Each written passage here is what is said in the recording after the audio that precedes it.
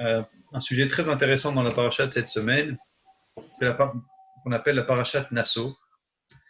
Cette paracha, elle est extraordinaire et très particulière du fait que de sa longueur. Donc d'abord, j'aimerais commencer le shiur pour la réfouacher les mains de mon ami Yirmiyahu Raphaël Amor Ben Yael, qu'il ait une bonne guérison si Dieu veut, et qu'on puisse le voir sur pied, en bonne santé, avec un bon moral très prochainement. D'accord. Donc les chaim pour lui. Amen. Alors, je vais préparer un shiur très intéressant Pour sur Schneor, Raphaël Schneor Amram.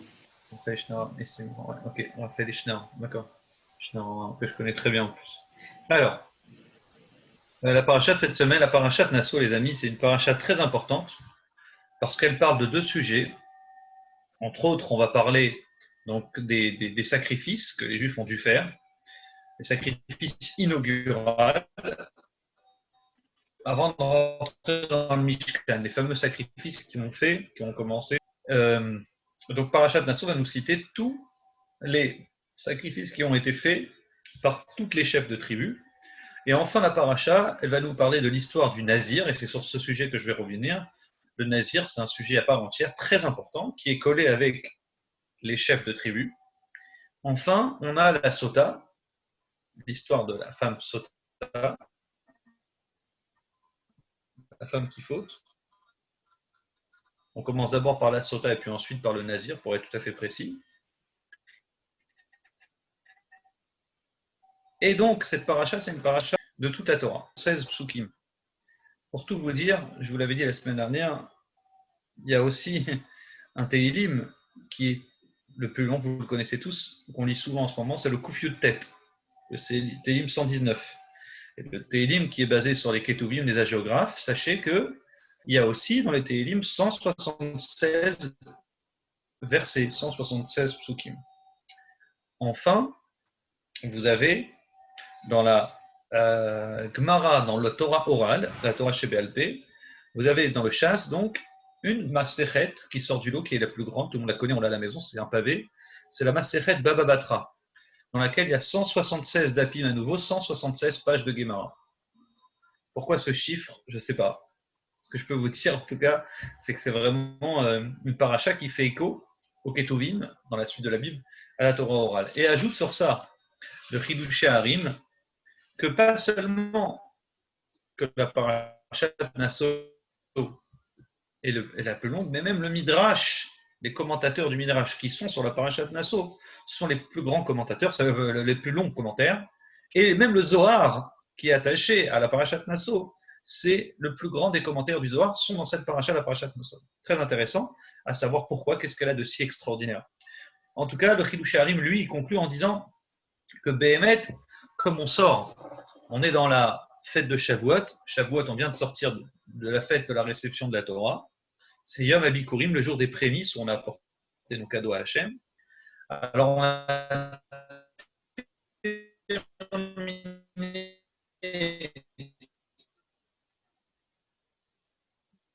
nos jours de préparation, on a reçu la Torah. Alors maintenant qu'on a reçu cette Torah qu'on appelle Réchit, le commencement, au peuple juif qu'on appelle aussi Réchit, donc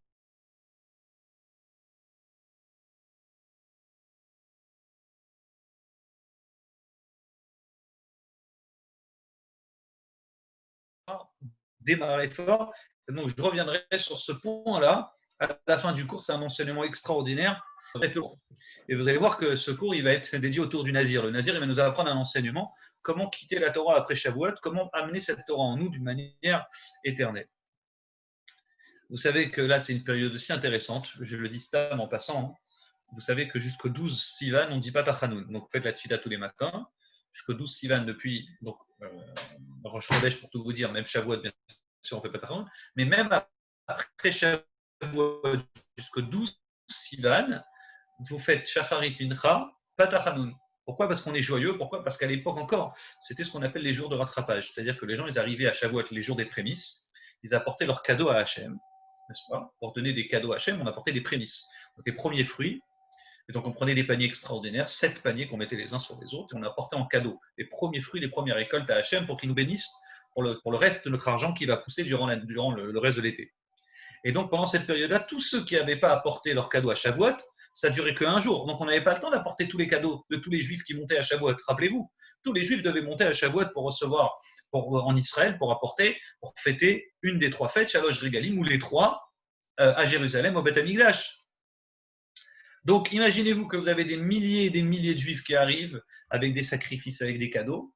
Le problème, c'est qu'il n'y a pas le temps de tout faire ces cadeaux, d'offrir à Hachem le jour de Shavuot. Donc historiquement, qu'est-ce qui se passait? Il se passait qu'on a apporté tous les cadeaux que les Juifs avaient apportés durant les 5 jours qui suivaient Shavuot. Donc Shavuot, c'est le 7, et jusqu'au 12 Sivan, c'était des jours de joie, c'est-à-dire des jours de rattrapage où on apportait tous les cadeaux qu'on n'avait pas eu le temps de faire à la fête de Shavuot. Juste pour info, pour votre culture générale, vous saurez que vous allez me dire pourquoi dans ce cas-là, on ne fait pas aussi des jours de rattrapage après Pessah ou après Sukkot. La réponse, c'est tout simplement, c'est qu'il y a Chol HaMoed. Vous avez Chol HaMoed à Pessah. C'est-à-dire, oui, on apporte des sacrifices le premier Yom Tov, mais au milieu, on a 5 jours de Chol HaMoed, 6 jours de Chol HaMoed. Donc, tous ces jours de Chol HaMoed, si vous voulez, ça nous permet d'apporter ces sacrifices que les Juifs avaient amenés quand ils montaient pendant les 3 fêtes. Bonjour Avaltabé. Vous avez compris? Bonjour Avaltabé.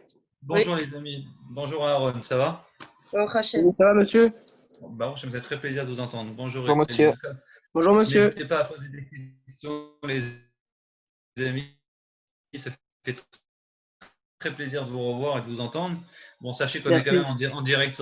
Non, mais n'hésitez pas à m'arrêter. N'hésitez pas à m'arrêter, me poser des questions. Merci. Vous avez mon numéro de téléphone, on papotera après. En tout cas, pour retenir ce point-là, si déjà vous devez retenir quelque chose, c'est que à Pessah et à Sukkot, ça dure 7 jours, 8 jours. Donc, tous les sacrifices que les Juifs apportaient, on avait le temps de les apporter entre les Yom Tov, pendant les 6 jours de Chol HaMoed. À l'inverse, Shavuot, ça dure que un jour de fête. Donc, tous les Juifs qui venaient à Jérusalem avec leurs paniers, leurs cadeaux et leurs sacrifices, on ne pouvait pas faire ça en une journée, c'était mathématiquement pas possible. Donc, on avait tous ces jours de rattrapage, du 7 Sivan, donc le lendemain de Shavuot, du 8, jusqu'au 12, c'était 5 jours qui nous permettaient, en 5 jours, de faire tous les sacrifices et offrir tous les cadeaux aux Kohanim que les Juifs avaient apportés. Tout simplement, parenthèse fermée, ça c'était juste le moment culture du Shiur. Voilà, vous comprendrez pourquoi jusqu'au 12 Sivan, on ne fait pas Tachanoun aujourd'hui, parce que c'est encore des jours de joie, c'est encore des jours qui nous rappellent la fête de Shavuot. Donc pour faire écho à ce que je disais au début du cours, vous comprenez que Shavuot, c'est bien, on a reçu la Torah, mais cette Torah, ça ne doit pas être juste une Torah théorique, qu'on a reçue, maintenant on est en repos, on va se reposer, on va prendre une semaine de vacances après Shavuot parce qu'on est fatigué de s'être reposé. Non, il faut maintenant prendre cette Torah et l'imprégner en nous, et pour ça, on doit vraiment travailler sur nous et amener cette Torah d'une manière fixe. Et pour ça, donc va arriver l'enseignement du Nazir. Donc, dans le milieu de notre paracha, la Torah nous parle du Nazir. Donc, tout d'abord, la paracha nous parle de la Sota, la femme Sota, la femme qui s'est détournée de la Tzniout. Et puis après, la Torah elle nous dit, arrive dans Bamidbar, Perek Vav, notre paracha, Perek Vav, Pasuk Aleph, c'est le début d'un Perek. Donc la Torah elle dit, tout celui qui a décidé de faire le vœu de devenir Nazir, donc en gros, je peux vous réciter les psukim, mais ça va prendre du temps.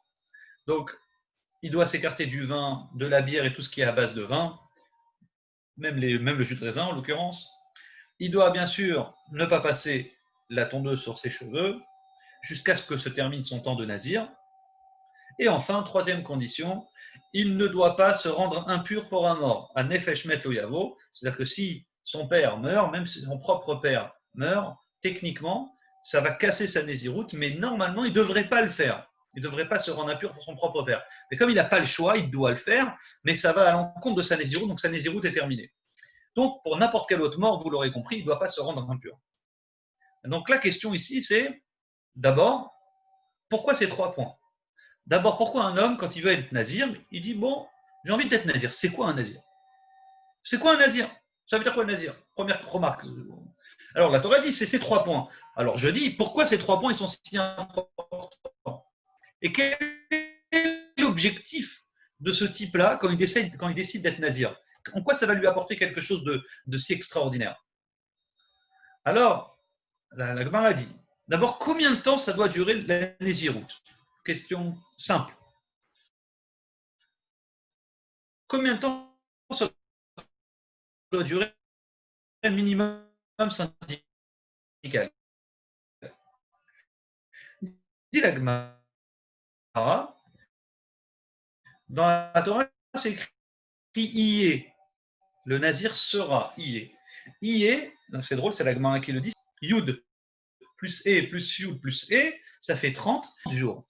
D'accord? Donc, première remarque, il doit être nazir 30 jours. Donc, ça va être une question, une semaine, et pourquoi pas 10 ans. Donc, pourquoi la Torah décide 30 jours? C'est-à-dire qu'un homme, il n'est pas nazir à vie, il pourrait être nazir à vie s'il le veut, mais techniquement, s'il ne précise pas, j'ai envie d'être nazir, dans sa tête, il a envie de se dégager un peu de la matière, un peu, donc il décide d'être nazir, minimum 30 jours. Pourquoi 30 jours?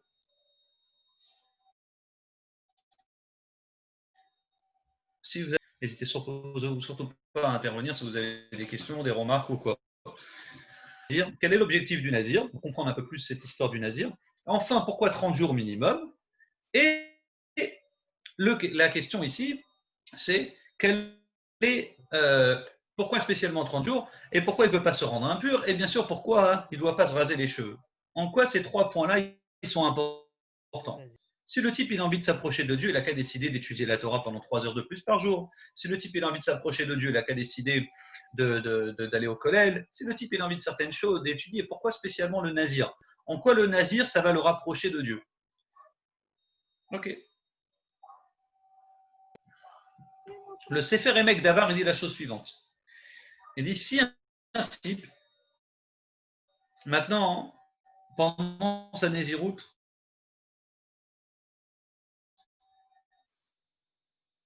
il meurt.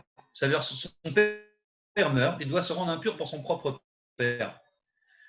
Et s'il doit se rendre à sa Néziroute, c'est-à-dire que Dieu lui emmène la mort de son père maintenant, comme par hasard, pendant le mois de sa Néziroute ou pendant l'année, ou plus, mais exprès pour lui montrer que ce n'est pas ce qu'on attend de toi.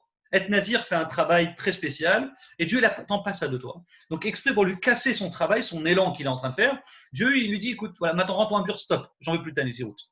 Donc, d'une certaine manière, on voit très clairement ici que Dieu lui annonce qu'il n'est pas apte à être nazir. Ça sous-entend qu'être nazir, c'est vraiment un niveau extraordinaire. Celui qui voudrait se rendre nazir, c'est quelqu'un qui se dégage de la matière, c'est quelqu'un qui souhaite prendre un peu plus de hauteur, de spiritualité, n'est-ce pas? Il essaye de si je puis dire, se moiniser, hein, il essaie de s'enfermer dans un monastère, et le type, il essaie de s'isoler pour pouvoir s'approcher et toucher un peu plus à la spiritualité.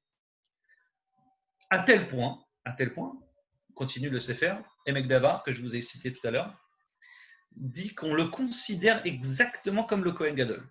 Il y a un point commun entre le Nazir et le Kohen Gadol. Regardez bien, quand on réfléchit bien au sujet, le Kohen Gadol, il ne peut pas se rendre impur pour personne si ce n'est pour personne. C'est-à-dire que pour lui, le Kohen Gadol, c'est vraiment un sujet important. Ne pas toucher un mort. C'est exactement le sujet du Nazir. Première remarque. Deuxième remarque, le Kohen Gadol, on dit Nezer Shemen Mishrat Elokav Alav. Il a le Nezer de Hachem, Nezer sur lui. C'est quoi le Nezer? Bien sûr, c'est sa couronne qu'il avait sur lui. Et on dit pour le Nazir aussi, il y a écrit Nezer. C'est très intéressant. Il y a écrit Nezer aussi chez le Nazir. Il est Nazir. Qu'est-ce que ça sous-entend? Qu'il y a un point commun entre ce Nazir, ses cheveux, le fait qu'il se dégage de la matière, qu'il doit se raser, qu'il doit se laisser pousser les cheveux, avec le Kohen Gadol et le Nezer du Kohen Gadol.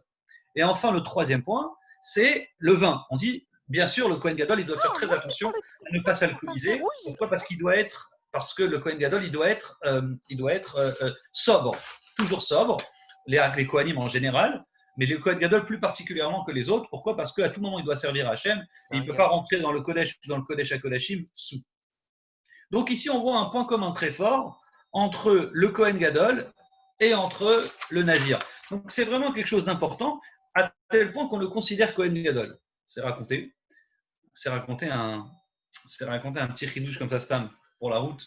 Vous retiendrez, la Gemara nous raconte que les mamans des Kohanim Gedolim, toutes les mamans qui ont mérité d'avoir des Kohanim Gedolim, des grands prêtres, on dit, ces mamans-là, elles avaient un point commun, c'est qu'elles allaient tout le temps prier, elles allaient prier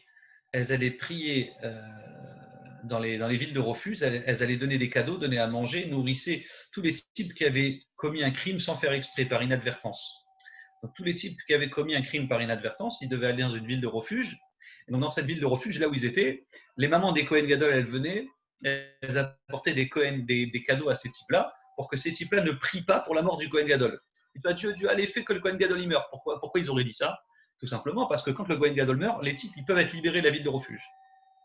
Donc, les mamans du Kohen Gadol s'inquiétaient pour leur fils qui meurt. Je répète, donc pour pas que leur fils meure tôt, le Kohen Gadol, elles allaient apporter des cadeaux aux types qui étaient enfermés en ville de refuge pour leur dire ne priez pas pour la mort de notre fils parce qu'entre guillemets, vous avez tout intérêt à prier pour leur mort pour que vous puissiez sortir, mais ne priez pas pour sa mort. Effectivement, la Torah a dit que quand le Kohen Gadol meurt, on ne sait pas pourquoi, tous les types sont libérés. Tous les types qui sont en ville de refuge, ils peuvent sortir. Quel est le rapport? C'est que le Kohen Gadol, on dit, c'est quelqu'un de tellement kadosh, de tellement saint qu'il aurait dû prier pour que personne ne meure, même par inadvertance. Donc si même quelqu'un est mort par inadvertance, c'est de la faute du Kohen Gadol, alors qu'il n'y est pour rien. Donc c'est pourquoi on dit, dès que le Kohen Gadol meurt, le type qui a tué par inadvertance, il est libéré. Donc ça montre le niveau du Kohen Gadol. C'est pas quelque chose de rien. Et si on compare le Nazir au Kohen Gadol, ça veut dire que c'est vraiment un travail extraordinaire que le Nazir faisait et que pas tout le monde avait accès à ce travail-là. Mais en tout cas, 30 jours, c'était le minimum. Et grâce à ça, ce type-là qui sortait de cette Néziroute, il pouvait avoir un sérieux, il pouvait évoluer dans la vie, dans Torah et Mitzvot. Grâce à ça, grâce à une seule chose, qu'il a pris la Néziroute sur lui pendant 30 jours. Toujours, on doit continuer à comprendre qu'est-ce que c'est que ce lien du Nazir. Bon, on continue les amis? Vous êtes avec moi? Oui. Alors, Oui. Très bien. Donc, on est toujours à comprendre c'est quoi l'importance du Nazir, c'est quoi son travail, qu'est-ce que ça représente, le rapport entre lui et le Kohen Gadol. Enfin, et ça c'est un point très intéressant, pourquoi le Nazir doit apporter un sacrifice. Le Nazir, après avoir terminé sa Néziroute, de 1 mois minimum, il doit apporter un korban khatat à Hashem. Il doit apporter un sacrifice khatat pour se faire pardonner. Il dit, tiens, Dieu, pardonne-moi, j'ai terminé maintenant, ça y est, je peux me raser les cheveux. Et Nazir, la question c'est, pourquoi il doit dire merci Dieu, etc. C'est un sacrifice shalom, shalami.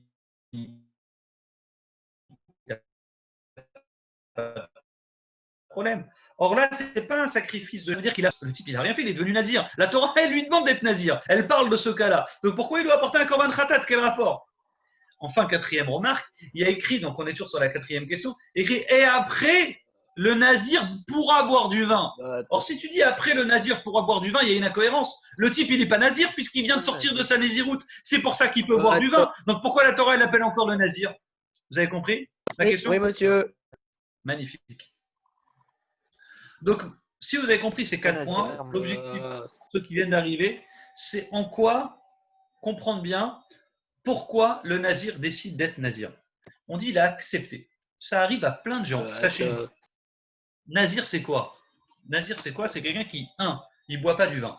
Moi, je connais plein de gens, au Bet Rabad ou ailleurs, qui disent non, moi, je fais attention au vin, je ne bois pas trop d'alcool, je me réserve, je ne bois pas de vin. On connaît nous. Paul Kiddush Lechaim. Exactement. Et encore, il y en a qui disent ah non, je bois sur du jus de raisin, tu vois. Il y en a plein qui ne boivent pas de vin. Deuxième remarque, je ne sais pas si vous avez fait attention, mais j'en connais plein aussi. En tout cas, c'est assez rare d'aller dans un cimetière tous les jours. Moi, ça ne m'arrive pas d'aller une fois par mois dans un cimetière.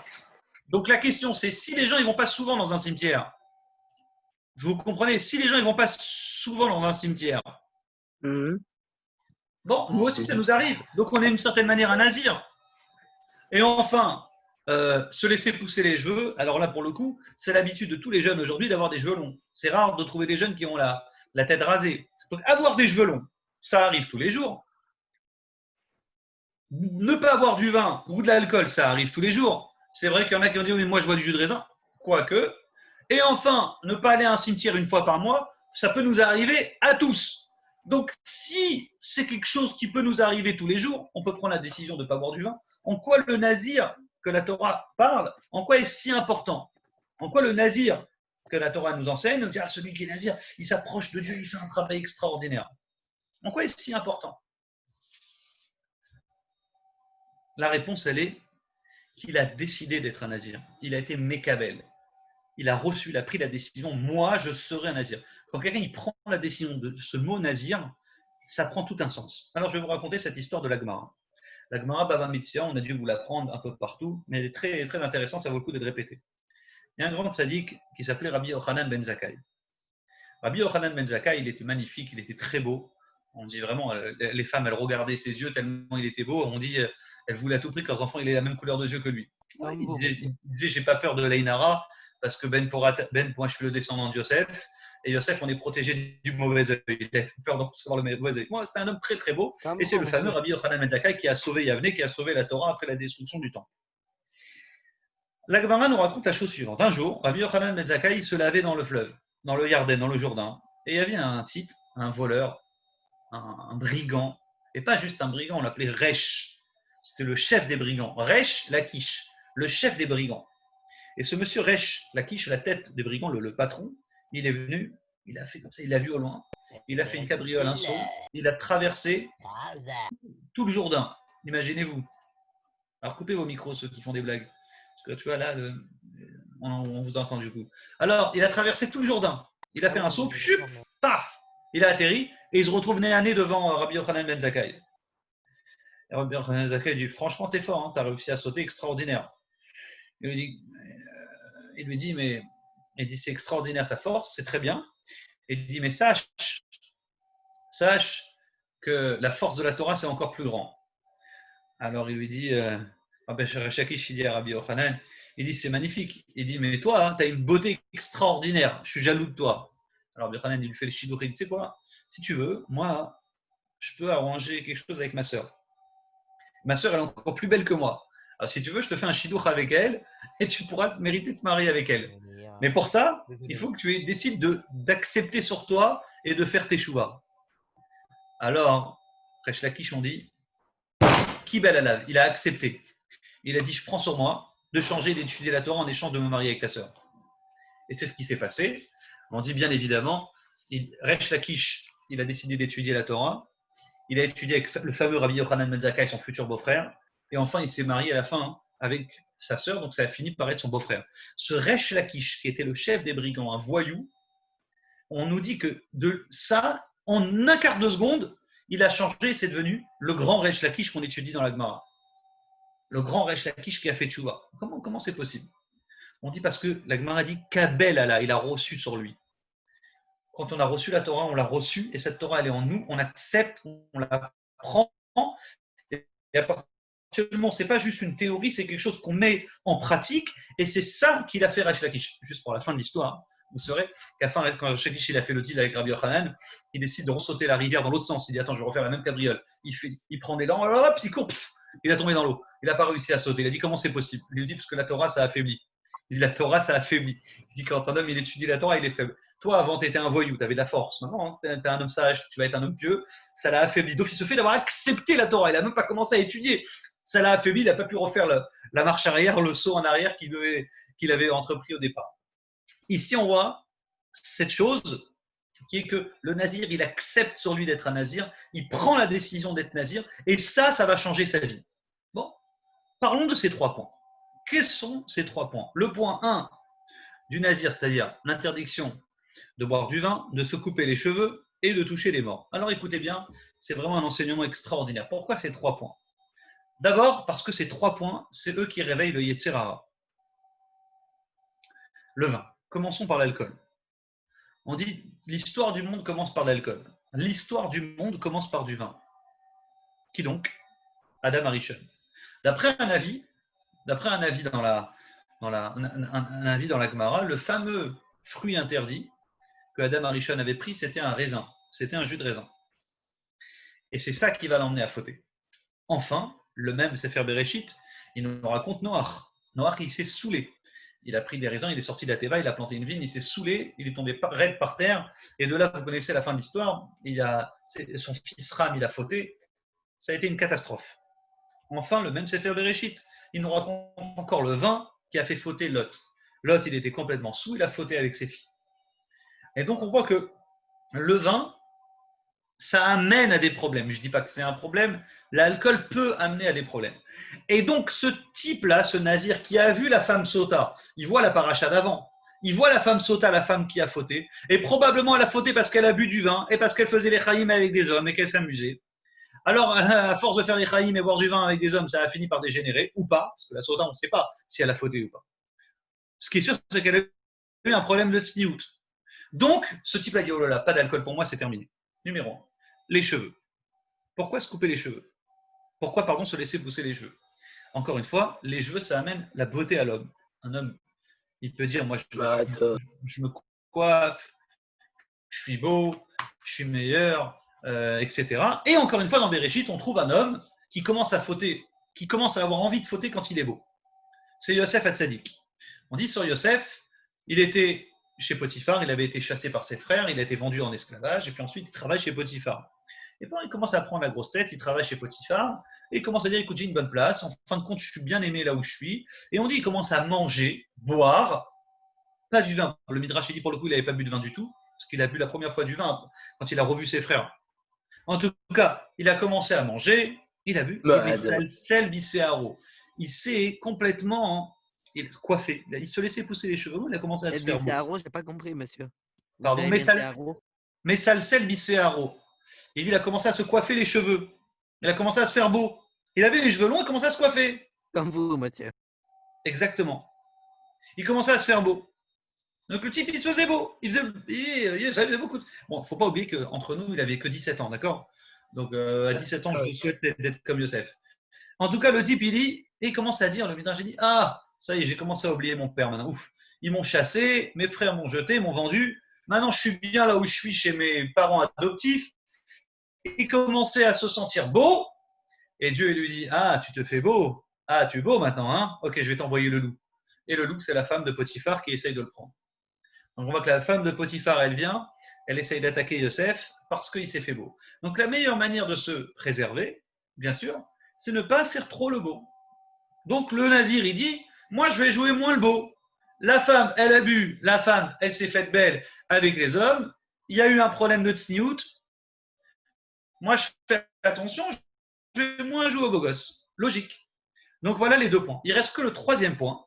C'est vrai que j'avais du mal à trouver la réponse, mais bon, j'ai lu quelque part un truc très intéressant. Pourquoi ne pas toucher les morts? Pourquoi ne pas se rendre impur pour un mort? Parce que les morts aussi, ça réveille le Yetzer Hara. Souvent, et moi j'ai vu ça, quand j'ai vu cette réponse, je l'ai pioché pour vous parce qu'elle m'a plu. Souvent, vous voyez des gens, ils ont perdu un proche, et en fait, qu'est-ce qu'ils se disent? Oh, maintenant, au point où j'en suis, j'ai de la peine, j'ai perdu un proche. La tristesse du type qui côtoie le mort, comme il était proche de ce mort, il va s'autoriser à faire n'importe quoi. Il va dire, ouais, au point où j'en suis, autant profiter de la vie. Regarde, il avait que 60 ans, il est mort, Meshkin, il souffrait, regarde. Nous avons toute la vie pour nous amuser. Et nous aurons toute la mort pour nous reposer, comme disait l'autre. Un juif d'ailleurs.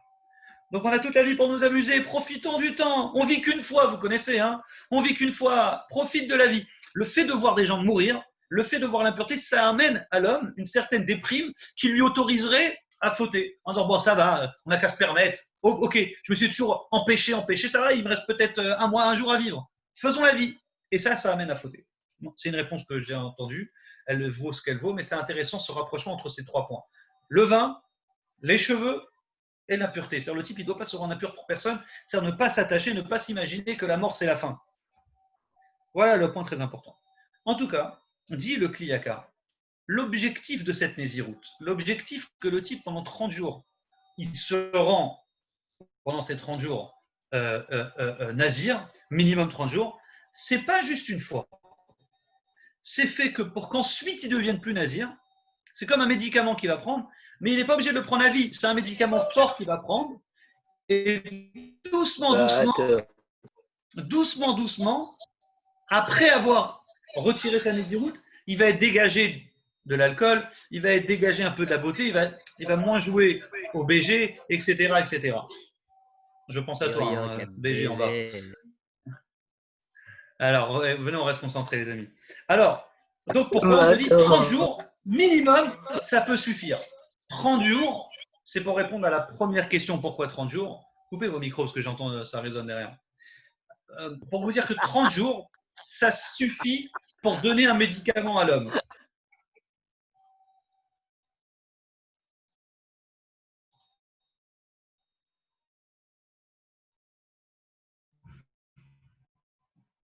Alors, de guérir.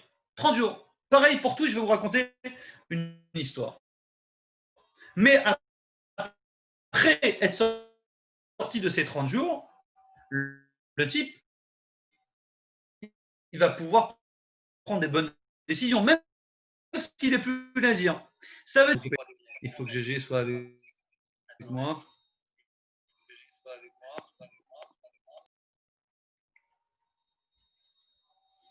Alors, attendez. Bon, j'arrive pas. Vous devez avoir une technique probablement. Coupez les micros derrière. Voilà. Alors, en tout cas, au bout de 30 jours, quand le type il est nazir pendant 30 jours, ça va lui donner une force pour pouvoir ensuite tenir. Ça ne veut pas dire qu'il doit continuer à être nazir toute sa vie. C'est-à-dire que 30 jours minimum, ça peut suffire pour qu'ensuite il prenne conscience de quelque chose. 30 jours, c'est quelque chose qui fixe. Hein. Une mezouza, on doit la fixer au bout de 30 jours, pas avant. Avant, les décos, c'est difficile. Je vais juste essayer de trouver la solution pour couper les micros. Il faut cocher la case. Laquelle? Après, on ne puisse plus la réactiver. Ah oh. Plus réactiver. Comment je coche la case? Bah, vous êtes Ah sur oui. PC? Ouais, PC classique. Donc je fais quoi? Sur les cases, c'est écrit. Non, mettre. Vous allez dans participants, Oh. vous mettez muet tous. Et après, on peut plus réactiver. Masquer les participants sans vidéo? Non, pas du tout. Vous allez dans participants. Ouais. En haut à gauche ou en haut à droite? Non, tout en bas, tout en bas. Ouais. Ouais, je Vous vois. muet Okay. tous. Muet tous. Ah ouais, c'est bon. Swan. Et après, vous cochez la case. Ouais, c'est bon. Ok, magnifique, j'ai trouvé l'astuce grâce à toi. Mais il faut cocher la case, sinon on peut réactiver. Alors, on y va. Comment cocher la case? Muet. Dans muet tous, vous appuyez sur muet tous. Après, il y a une petite case à cocher. C'est bon là, vous êtes avec moi? Ok, je pense que c'est bon là. Alors, Bekitsu, on est sur le fameux sujet des 30 jours. Pourquoi 30 jours? Magnifique, en tout cas, merci pour le conseil. Alors, pourquoi 30 jours? Parce que 30 jours, ça suffit. De même, une mezouza, quand vous allez vous louez une maison, moins de 30 jours, vous n'êtes pas obligé de poser une mezouza.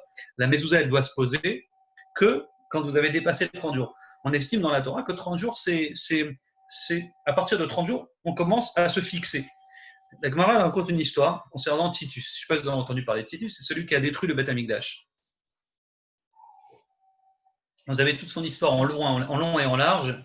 Vous pourrez la retrouver dans un livre, La guerre des Juifs, de Flavius Joseph. N'est-ce pas? On a dû vous en parler à l'école. Un livre très intéressant. Il est très long, c'est un vrai pavé. C'est un historien juif qui a travaillé pour les Romains.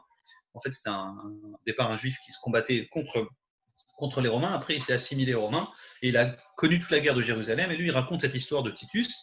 Et entre autres, il raconte comment il a détruit tout Beth Amikdash. La fin de l'histoire, c'est que Titus, Hachem l'a puni et il lui a envoyé, il commençait à se moquer de Dieu. C'est lui qui a rasé le rideau du Kodesh à Kodashim. Il l'a coupé. Bon, à la fin, il rentre chez lui à Rome avec la fameuse menorah, etc., comme vous avez dû voir à l'Arc de Triomphe à Rome. Et puis, il commence à se moquer de Dieu. Alors, c'est ça le Dieu d'Israël. Il commence à se moquer. Il dit, c'est la blague, tout ça. Il commence vraiment à se moquer de Dieu. Genre, c'est tout ça qu'on a parlé des dieux des Juifs. Tout ça pour ça, quoi. Alors, la Gemara raconte qu'il y a une mouche, il y a une bête volante, petite truc, toute bête qui est venue, qui est rentrée dans ses narines et qui a commencé à lui faire des ravages dans son cerveau. C'est carrément, normalement, vous avez un truc dans la narine, vous éternuez et vous soufflez, ça ressort. Ouais, on ne sait pas pourquoi. Il y avait une petite bête, toute bête. Elle est passée dans ces trucs, elle lui est rentrée dans le cerveau. Et il avait des mal, il avait vraiment des douleurs à la tête, il souffrait. Il n'en pouvait plus. Et on dit pendant 7 ans comme ça, il avait des souffrances atroces. Et vraiment, il ne supportait pas, il n'y avait pas de Doliprane, il n'y avait pas de médicaments. Et au niveau où on n'avait plus rien à faire, il allait mourir. Un jour, il avait des mal au crâne, il avait vraiment des mal à la tête, et il passe, on dit devant un fabricant de métal. Et il entend bam, bam, un type qui met des coups sur du métal comme ça. Et ça tapait tellement fort que quand il passe, ça lui a fait du bien, ça lui a atténué les douleurs. Il commence à se sentir mieux. Et la Gemara le raconte, il a attrapé ce type, donc ce général Titus, il dit viens avec moi, tu vas venir chez moi, tu vas me travailler chez moi à la maison pour me calmer mes douleurs. Et on dit comme ça lui a calmé les douleurs pendant un mois. Au bout d'un mois, ça a repris. On dit parce qu'au bout d'un mois, on s'habitue. On dit, pendant un mois, au bout d'un mois, ça suit la bête qui avait dans son cerveau, elle s'était habituée au bris, donc du coup, elle continue ensuite à lui faire des souffrances. On dit à la fin, bon, il est mort, c'est une catastrophe. Ils lui ont ouvert les cerveaux pour voir il avait quoi. C'est là où ils ont compris qu'il avait une bête dans le cerveau qui grandissait, c'était une horreur, qui grandissait, qui était morte comme ça lui a fait des douleurs pas possibles. En tout cas, après 30 jours, on s'habitue. D'ailleurs, Lamed en hébreu, vous l'écrivez Lamed même Dalet, c'est 30, les fameux 30 jours, mais ça peut vouloir dire aussi Lamoud, Limoud. C'est quelque chose qu'on s'habitue, qu'on apprend. Une habitude, c'est un expert, quelqu'un qui est mélamède, c'est quelqu'un qui va donner de l'étude. Donc un expert de l'expertise, Nazir au bout de 30 jours, il peut faire un travail sur lui pour être kadosh, comme dit la Torah, saint, ce qui va lui permettre, après quand bien même il serait plus Nazir, de pouvoir tenir dans le temps. Alors, ça veut dire que la prochaine fois, quand il va boire moins, il va savoir se calmer. Quand il va devoir s'habiller et se faire beau, il va se faire beau, il va avec un minimum de tsniout, et ainsi de suite. Ça, c'est la réponse qui est rapportée du Sefer Oznaïm la Torah.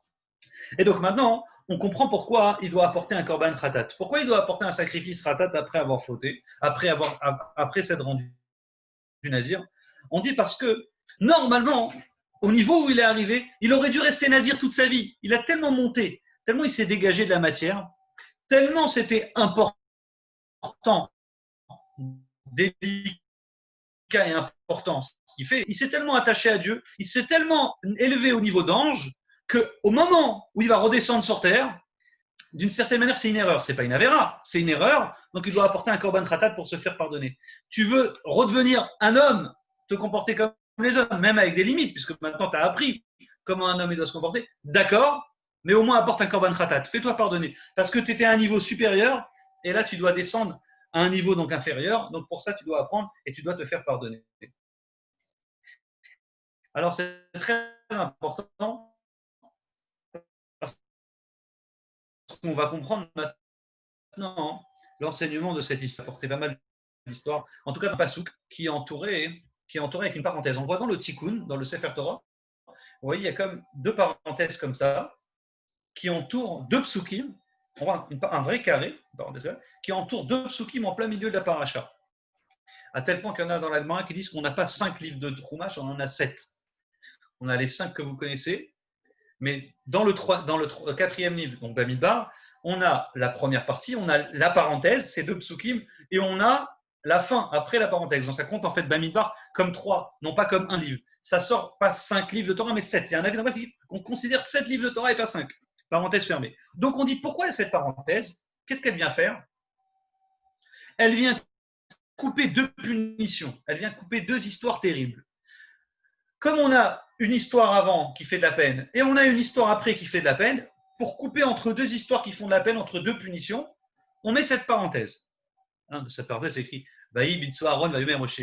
Quand le Aaron à Kodesh voyageait, Vayomer Moshe. Moshe disait Kuma Hachem, lève-toi Hachem, etc. Le fameux passage qu'on cite quand on sort la Torah. Donc, dit la Gemara, c'est pour nous couper deux punitions. Quelles sont ces deux punitions? Donc, on va lire après. Après, le paracha nous raconte l'histoire des mitonénim, des râleurs. Les Juifs qui ont commencé à râler, oui, la route est longue, on a des envies de manger, on veut manger de la bonne viande, on ne veut pas se contenter que de cette manne, et ainsi de suite. Donc là, après, il y a un feu qui va venir, vous connaissez la fin de l'histoire, qui va brûler comme 250 personnes.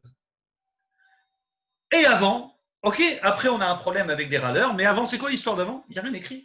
La Gemara nous dit juste, parce qu'avant, ils sont partis du Har Sinaï. Il y a écrit, Vaïssou, Mehar Hachem, ils ont voyagé de la montagne de Dieu. Donc, comme ils ont voyagé de la montagne de Dieu, ils sont partis.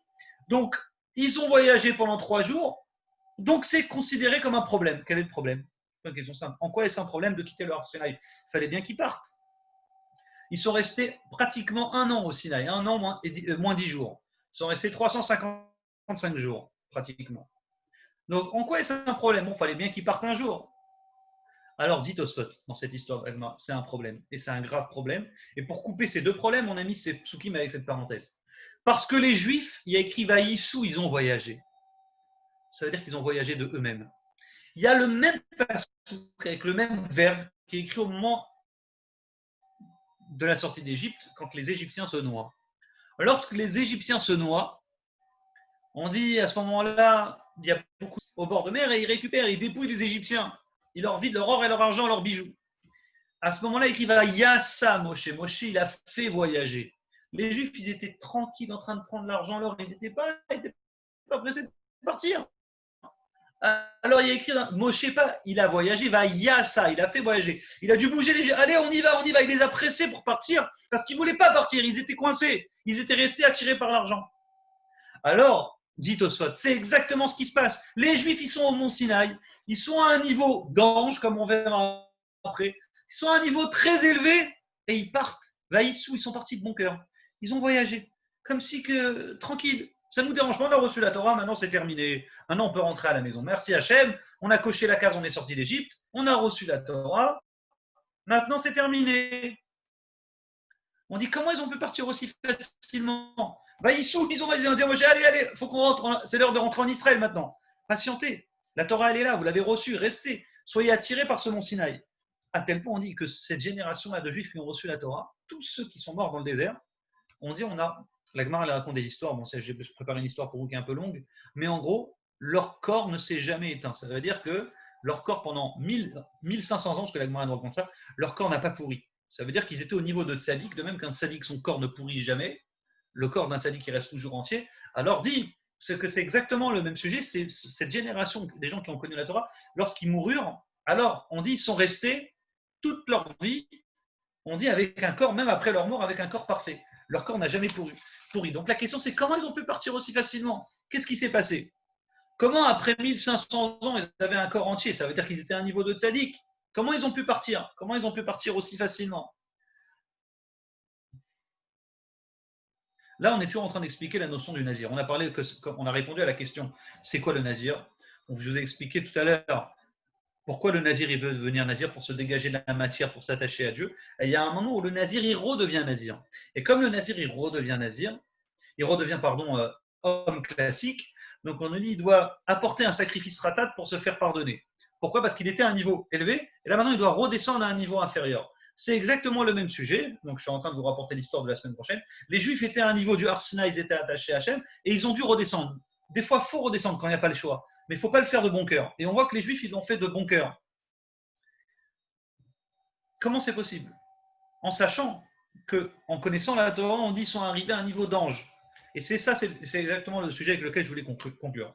La Gemara Masechet Chagiga nous raconte la chose suivante. Il y a six choses, bien, qui existent chez les hommes, et les hommes, apparemment, ils sont comme des animaux. Hein. Apparemment, on a l'impression de voir comme des animaux, sauf qu'ils réfléchissent. Bon, c'est juste des animaux évolués, apparemment. Sauf que la Gemara ne dit pas du tout. Les hommes, ils ont 6 qualités. Il y en a 3 qu'ils ont comme des animaux, effectivement. Mais il y a 3 autres qualités que les hommes ont et qui sont comme des anges. Il y a 3 choses qui font rappeler à l'homme qu'ils sont comme un animal et 3 choses qui font rappeler à l'homme qu'ils sont comme un ange. C'est quoi les 3 choses auxquelles sont comme des anges? Ils ont la réflexion. Ils sont intelligents, ils réfléchissent. On n'a jamais vu une vache qui réfléchit, d'accord? On ne va pas donner à faire une partie d'échecs avec une vache. Même dans 1 million d'années, si Mashiach n'est pas là, même si les vaches elles ont évolué, on ne pourra pas faire une partie d'échecs avec elles. À l'inverse, on dit, donc ils ont la réflexion. Comme les anges ils réfléchissent, numéro 1. Deuxième chose, les hommes marchent droit. Le dos droit, Ma'alchin Bekoma, dit la Gemara. Ils sont droits, ça c'est exactement comme les anges. Les anges marchent droit, ils ont un dos droit. A contrario, les animaux, on dit, ils sont à 4 pattes. D'accord? Même le singe, que vous croyez être un singe, il n'est pas debout, il n'est pas droit, hein, il est un peu courbé comme ça, il est souvent à 4 pattes. Enfin, troisième qualité, c'est que les hommes, et plus particulièrement les juifs, ils ont la capacité de parler hébreu, Lashon HaKodesh. Et les anges parlent hébreu. Donc, à partir de là, on a 3 qualités qui nous rappellent qu'on est des anges. Et enfin, il y a 3 choses qui nous font rappeler tous les jours qu'on est comme des animaux. Et ça, il n'y a pas à discuter avec. On dit, ah oui, effectivement, on est comme des animaux, effectivement. C'est 1, on mange et on boit. On est dépendant de la bouffe. Un ange, il ne boit pas, il ne mange pas. Nous, on a besoin de manger tous les jours, on a besoin de boire. Deuxième, on a des enfants. Ben, apparemment, ça coupe comme des animaux. Effectivement, ça nous rappelle qu'on est des animaux. Les anges, ils ne comprennent pas. Ils nous prennent c'est quoi ces trucs-là qui font les hommes? Ça ne sert à rien. Ils ne comprennent pas. Comment ils traitent Moshe quand Moshe il monte au ciel? Ils disent Maïlod Isha Benenu, qu'est-ce qu'il fait ce fils de femme parmi nous? Genre, il est sorti d'une femme. Nous, on n'a pas ça. Nous, on est par la parole d'Hachem. Hachem, on écrit immédiatement. Donc, quand on a des enfants, ça nous rappelle qu'on est un peu comme des animaux. Et enfin, on va aux toilettes. C'est tout bête, mais on va aux toilettes. Et à chaque fois que vous allez aux toilettes, ça vous rappelle que vous êtes des animaux. Alors, quand on réfléchit bien, qu'est-ce qui s'est passé au moment où les Juifs ils ont reçu la Torah? On retenait bien ça, c'est extraordinaire. Hachem, il demande aux Juifs de recevoir la Torah, et pour les préparer à recevoir la Torah, il leur demande deux choses. Il leur dit, vous allez voir Hachem, n'est-ce pas? On dit Hachem, il s'est présenté, il s'est dévoilé au peuple juif. Et pourtant, il écrit Kilo Irani Adam Vachai. Aucun homme pourra me voir, dit le Passouk. Vachai, et il peut vivre. C'est impossible de vivre et voir Dieu. Donc, comment c'est possible que les Juifs ont pu voir Dieu et rester en vie? Comment c'est possible? La réponse tout bête. C'est que les Juifs, à ce moment-là, ils sont devenus des anges. Mais ils sont devenus des anges sur les 6 points, pas que sur les 3 premiers points que je vous ai cités tout à l'heure. Regardons, qu'est-ce qu'il demande Hachem à Moshe de dire au Béné Israël? 3 jours avant Matan Torah, chaque homme doit se séparer de sa femme. Vous ne faites plus rien. Si tout le monde se sépare de sa femme, vous montez d'un cran. Donc c'est ça qui va les préparer à recevoir la Torah. Qu'est-ce qu'ils ont mangé les Juifs avant de recevoir la Torah? N'est-ce pas? Quelques semaines avant de recevoir la Torah est tombée la manne. La manne, c'est la nourriture du ciel, le pain du ciel. C'est extraordinaire. C'est un pain qui vient en mérite de Moshe. Vous vous rappelez, il y a 3 mérites qui sont à l'honneur de Moshe et 3 mérites qui sont... Pardonnez-moi, il y a 3 mérites que les Juifs ont eus, c'est la manne, le puits, donc de Myriam, et bien sûr les colonnes de nuée. Donc vous connaissez, la manne c'est pour l'honneur de Moshe, le puits c'est pour Myriam, et les colonnes de nuée qui les protégeaient, c'était en l'honneur de Aaron. En tout cas, pourquoi la manne elle est en mérite de Moshe? On dit parce que Moshe, on dit c'est celui qui était Chetzio Ish, Chetzio Malach. On dit c'était un demi-ange, demi-homme. Non, il avait cette force, les anges ils le voyaient, bon, ils voyaient un homme, mais il avait la force de pouvoir côtoyer les anges facilement, Moshe Rabbeinu. Donc on dit ce Moshe-là qui est venu du ciel, il peut leur donner la nourriture du ciel. C'est quoi la nourriture du ciel? C'est la manne. La manne, elle peut rentrer dans le peuple juif grâce à Moshe. Et quand les Juifs ils mangent la manne, qu'est-ce qui se passe? Qu'est-ce qui se passe? Qu'est-ce qu'ils vont dire les Juifs? Ils vont critiquer cette manne. Pourquoi ils vont la critiquer, dit le Passouk? Lechem akeloken. Un jour ils vont se plaindre, on en a marre de ce pain qui est pourri. Rachid dit, mais pourquoi ils se plaignent? Il est bon ce pain, c'est le Midrash qui ramène le Midrash. Mais il est bon le pain, la manne, elle avait tous les goûts, la manne, elle s'adaptait au cerveau de l'homme. Ce qu'il aimait, ça lui crée un plaisir dans sa bouche. Pourquoi il est en train de râler sur la manne? Dire, Rachid en reprenant le Midrash, parce que quand ils mangeaient cette manne, pendant des mois et des mois, ils n'allaient pas aux toilettes. Ils n'allaient pas aux toilettes. Et pourquoi ils n'allaient pas aux toilettes? Parce que c'est les Chamina Shamim, c'était du pain du ciel. Tout ce qu'on mange dans la terre, il y a des déchets. N'est-ce pas? Même si vous mangez la nourriture la plus saine, de la meilleure qualité, il y a toujours des déchets qui font qu'on va aux toilettes. À l'inverse, la manne, on dit la manne, elle était tellement bonne, c'était le pain du ciel, donc il n'y avait pas de déchets. Donc les Juifs, ils mangeaient, et en mangeant, ils disaient, c'est bizarre, on va plus aux toilettes. Donc le fait de ne pas aller aux toilettes, ça les a perturbés. Ils pensaient que le lechem akeloken, il allait leur faire pourrir le ventre, et que le ventre, il allait exploser. Et tout naïvement, ils se sont plaints de ça. Donc on voit que les Juifs n'allaient pas aux toilettes, déjà avant de recevoir la Torah. On voit que les Juifs n'allaient pas avec leurs femmes, puisque ça a été la règle qu'Hachem leur a donnée, et automatiquement, ils ne mangeaient pas comme des humains classiques. Les humains, ils mangent des bêtises, les Juifs, à ce moment-là, ils mangeaient que de la manne.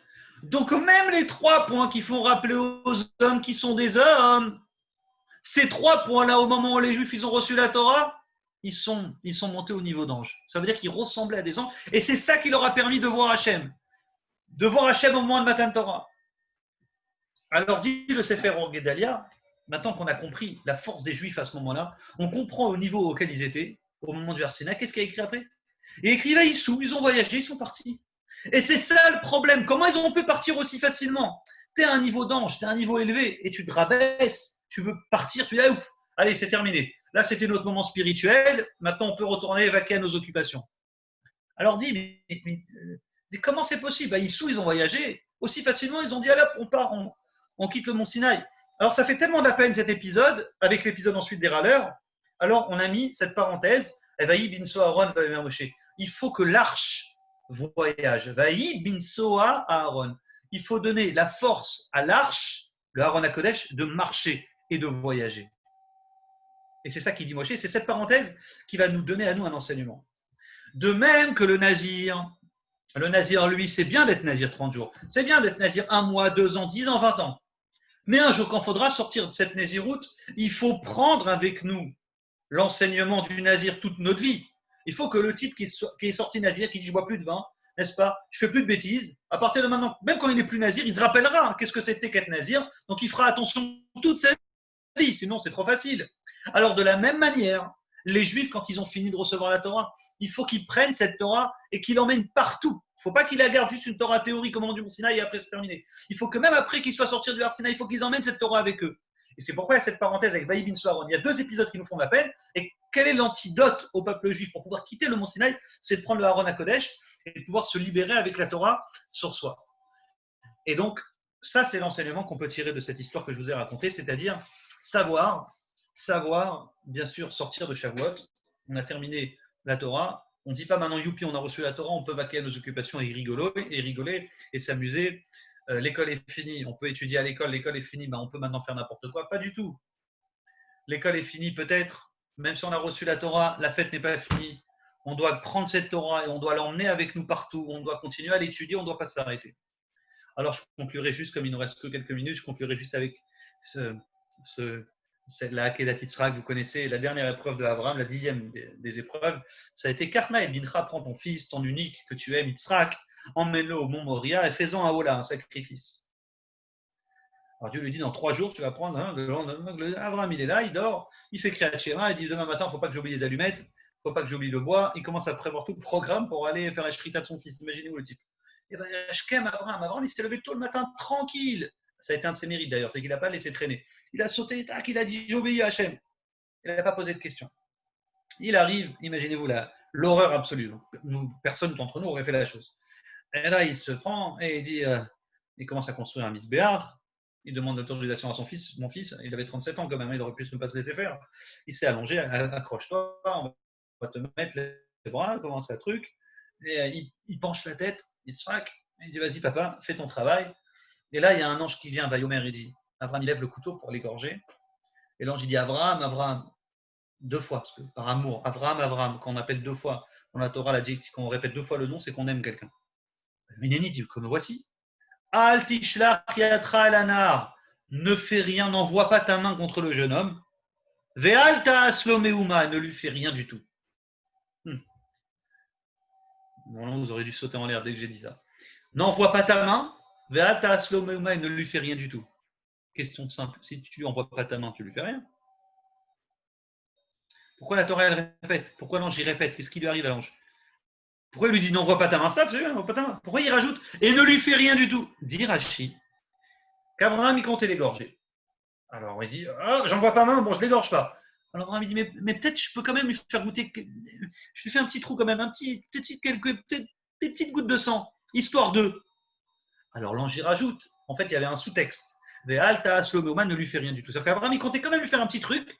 Je sais pas, lui faire une petite goutte de sang pour faire en honneur à Hachem un petit cadeau.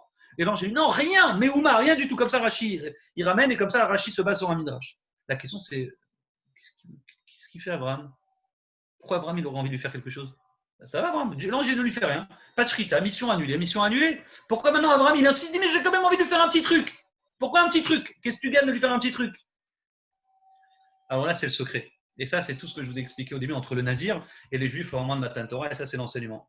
Abraham, il sait que arriver à la maison, repartir et ne rien faire, il ne me restera rien, aucun souvenir de la Akedat Yitzhak.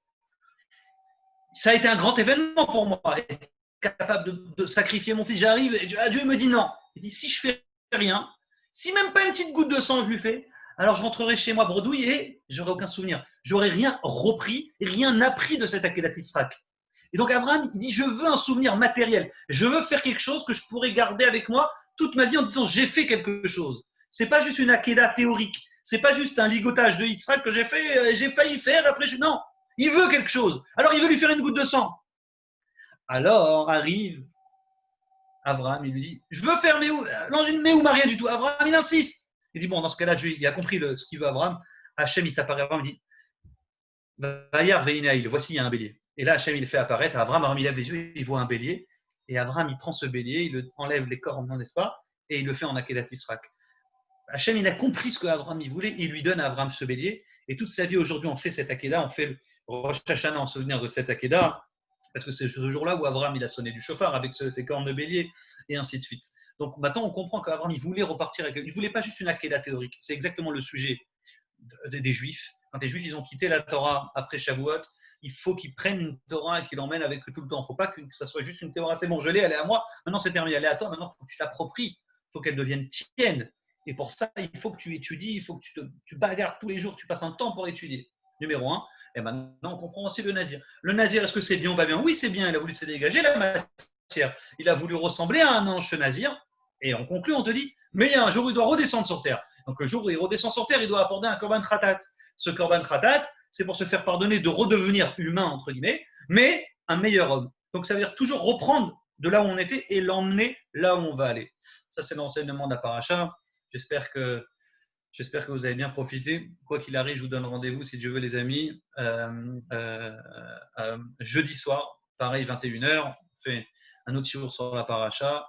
Donc à nouveau, que ce soit ce shiur, une bonne réflexion chez la main pour mon ami Irmiou, Raphaël Amor Ben Yael.